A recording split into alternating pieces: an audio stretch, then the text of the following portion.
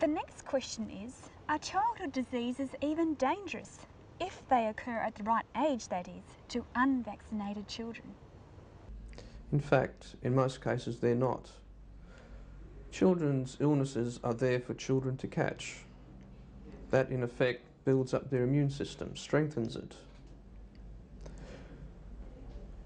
The orthodoxy always bring up the death rate of measles in third world countries. Sure, thousands of children die of measles in third world countries, but that's not because they don't get the measles vaccine. That's because of malnourishment, poor living conditions, poor water supplies, no sewerage.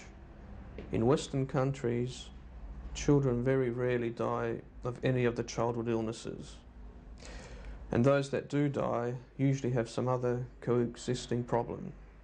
We see children with diphtheria antibodies, with pertussis antibodies, who've never had the illness.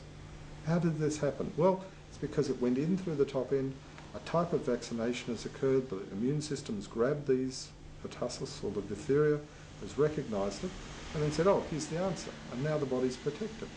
Looking at these diseases in their natural history and their natural pattern, they are not significant diseases.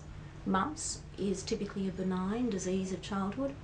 When occurring in young children, other than causing some glandular swelling and discomfort, it passes with generally no long-term consequences. However, mumps in a teenager has a high rate of causing testicular inflammation and other problems. It is not the same disease as when it occurs in childhood. Similarly, rubella in young children is a very benign, self-limited disease. Measles, yes, certainly measles can cause complications in childhood, but there are good studies now that show that measles is basically a vitamin A deficient disease. It occurs in a much higher rate with people with an underlying subclinical vitamin A deficiency, and indeed the World Health Organization are using significant doses of vitamin A being given to people in the undeveloped countries to help prevent measles. So the whole question of the measles, mumps, rubella vaccine causing side effects when it is being used to vaccinate against diseases that perhaps shouldn't even be considered being vaccinated against.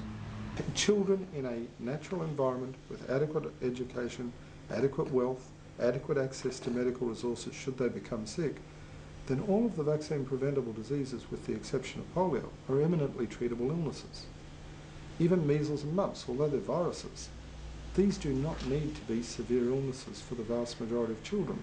For sick children, people who are already sick, yes, you can get adverse consequences, but nothing like the rate that we put up with risks in other areas of our lives. These are very, very minor risks compared to the risks that we put up with, even possibly with vaccination. This is a very interesting article. Lancet, 1985. Measles virus infection without rash in childhood is related to disease in adult life. The benefits of measles.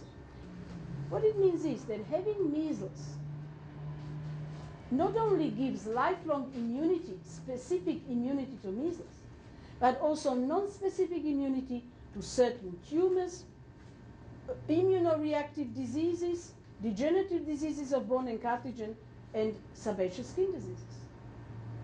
Why would anybody want to rob children of this benefit? And on top of that, measles also represents developmental milestone, because you notice that after recovering from measles, children have got a growth sort of spurt. And this is an article published in Cancer, 1966. Already in 1966, they knew that having mumps protects against ovarian cancer. Now, my daughter got measles at the age of about 6 or 7, which is fairly normal. And she drew a series of pictures. Now, we have a lot of interest in childhood drawings. Here is a little person here, trapped inside this red-hot house, which of course is her body, with a high fever. And she wasn't very happy at that stage. And then she went through another phase, and the sun started coming out a little bit. And she drew this sort of picture. We see the house is still red, but the flowers are out. Things are getting better. And then suddenly she drew this picture, which intrigued us. And it was a very dreamy child, these lovely dreamy children. But suddenly she drew a picture at the end of her measles illness, which showed an amazing amount of detail. As you see, there's tiles on the roof, there's a clothesline, there's palings on the fence, there's birds, there's lots of detail. And we had the very strong feeling that this illness had actually helped wake her up to the world.